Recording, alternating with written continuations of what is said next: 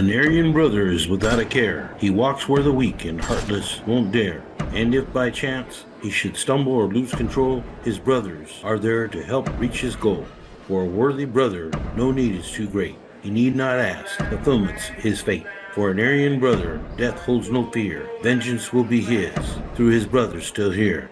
For the brotherhood means just what it implies. A brother's a brother till that brother dies. And if he is loyal and never lost faith, in each brother's heart will always be a place. So a brother I am and will always be, even after my life is taken away from me. I'll lie down content, knowing I stood, head held high, walking proud in the brotherhood. People that are older and know what time it is know it's just business. Yeah.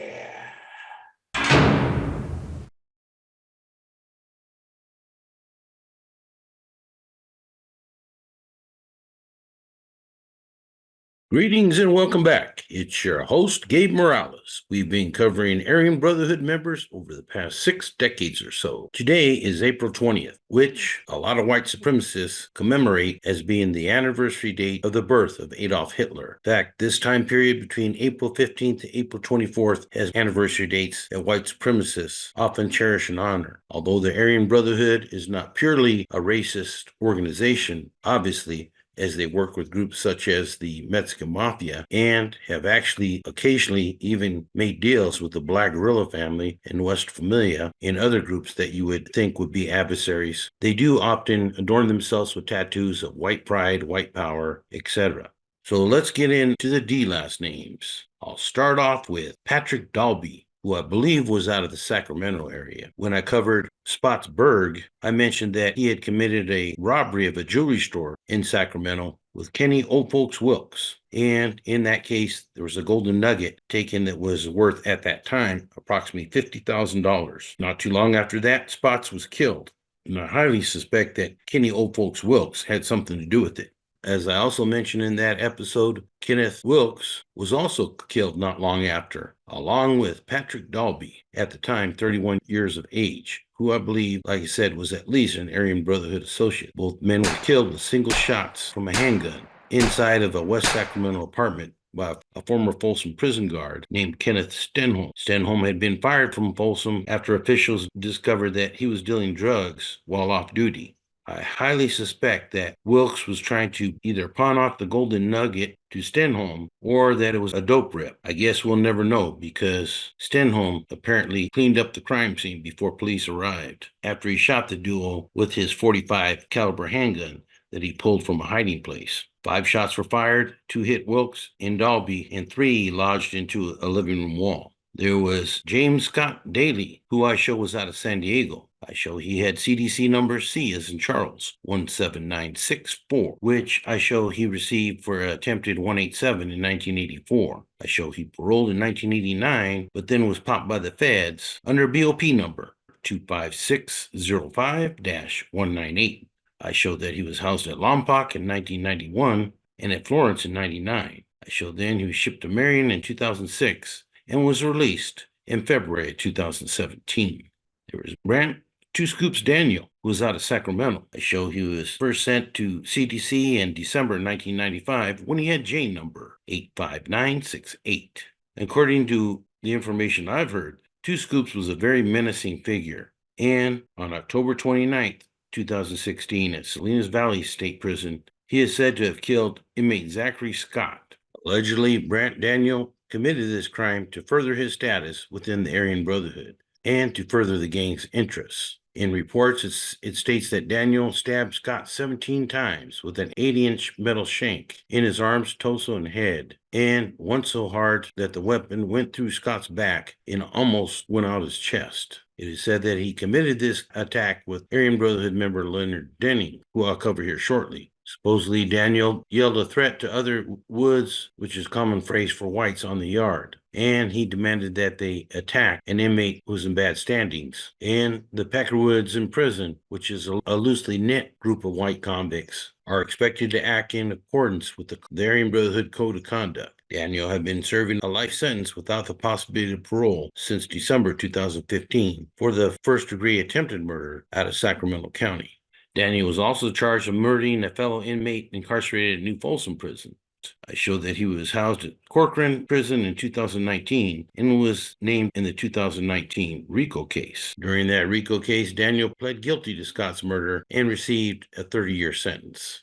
I show he was housed at New Folsom State Prison during the trial from 2020 and is currently still housed in New Folsom State Prison. His father or uncle may have been William J. Daniel, who I show was an old Aryan Brotherhood member from back in the early days, with B number 28835, which I show that he got for robbery beef in 1970. I then show he paroled on that, but then got popped for bank robbery in 1976 under BOP number 38147-079 and was housed at McNeil Island, where, like I said, many Aryan Brotherhood members were housed during the 1970s. I showed then he was moved to Lompoc in 1978 and paroled in 1980. I then show that he came back into federal custody in 1981 and was housed at Springfield, but paroled in 1986. I then show that he was housed at Terre Haute in 1994, got released on that, but got popped for another bank robbery in 1998. And I show he was released from the BOP in April 2015. There was Robert Bobby Davis, who I believe was out of Bellflower, California, which is in South Los Angeles County. His claim to fame was he was involved in the quadruple homicide of California Highway Patrol officers. This occurred in April of 1970 near Newhall, California, which is at the top of the grapevine. I understand that once he was incarcerated, he joined the Brotherhood, but in June of 1977, he gave up a plot whereby Aryan Brotherhood General Blue Norris and his supporters smuggled in a Walter P. 38 9mm pistol with multiple rounds of ammunition that was stored in Davis's cell. Supposedly, the AB were going to use this weapon to first kill the snitches, kill some blacks, and even some guards. The gun and ammo had been smuggled into the garage under a truck that entered the prison and was hidden in a spare tire well on May 8, 1977. After this vehicle was cleared through the Folsom West Gate, Aryan Brotherhood members retrieved the weapon and stored it in Davis's cell. Evidently, he got very worried that he'd face more than just 4 counts of murder on officers, and maybe this time face the death penalty. After the pistol was found, officers searched the hobby shop where they found 3 prison-made knives and a walkie-talkie radio hidden in the tool room. There was an Alan Curtis Delissell, who I show was out of LA County, but also was charged later on in El Dorado County, just east of Sacramento. I show that he was housed in the feds in 1966, but was released by 1968. I believe he had an A number, but was released on that, then show that he was charged with a homicide in 1970, whereby he was given B number 31340. I show that he was housed at San Quentin in 1972 when he was a member of the Brotherhood. I show he paroled by 1986, but then came back on a firearms charge in 87 with D number 73785. I show he was paroled in 1990 on that, but then returned on a dope charge in 91. I then have a lapse in his record, but show that he returned to custody in June of 2016 on a charge from El Dorado County, under number B as in Bravo, A as in Apple, 2340. And I show is currently housed in Mule Creek State Prison, which is well known for being a PC facility. Alan Curtis Delissell is currently 77 years old.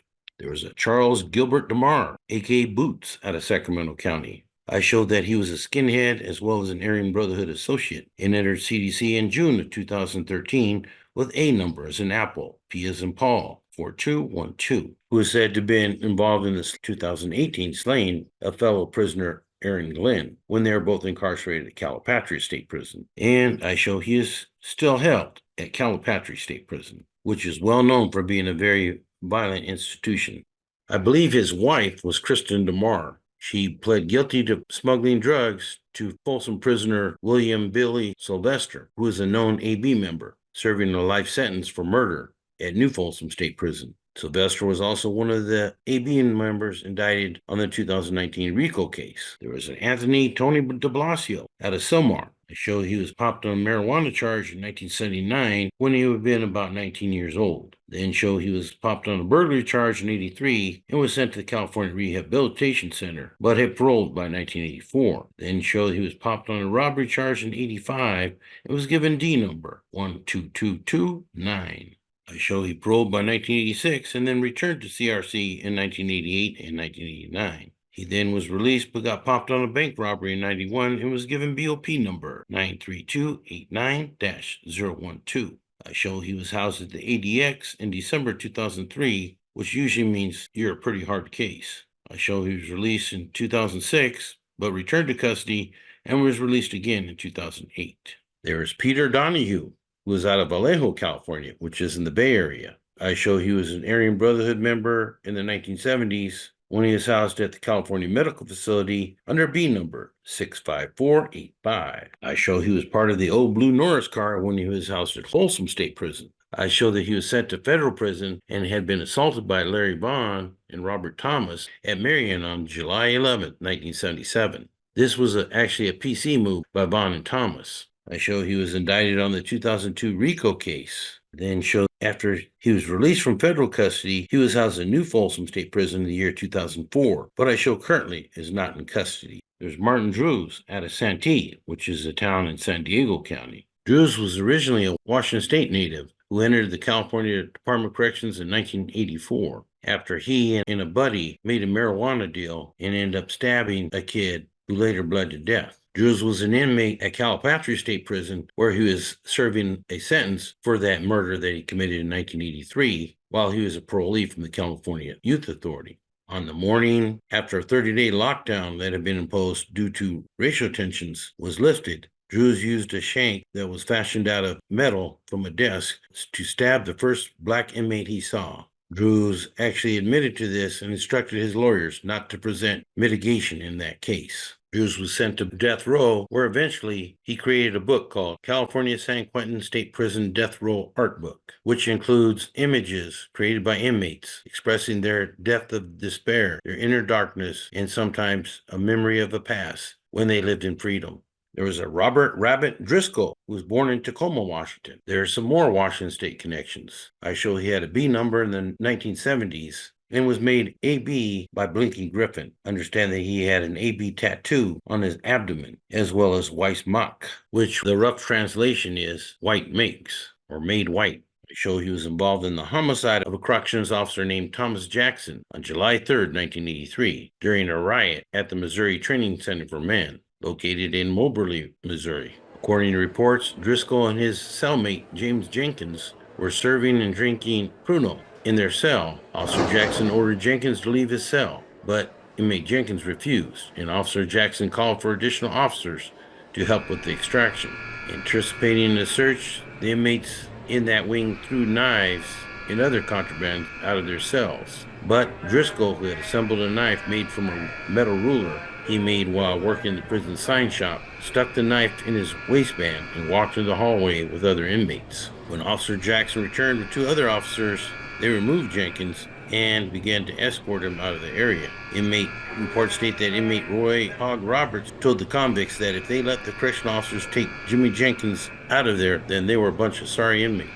As the officers walked Jenkins through B-Wing, inmates shouted, "You're not taking Jimmy anywhere," and things like, "Let's rush them." Before Officer Jackson could follow the other officers and Jenkins in the rotunda, a group of approximately 25 to 30 inmates had built up, including Driscoll, who charged toward Officer Jackson.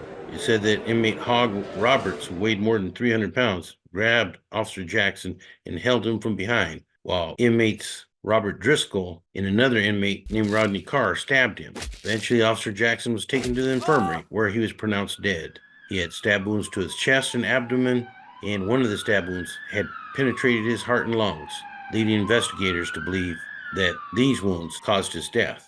Driscoll allegedly boasted to other inmates, "Did I take him out, or did I take him out?"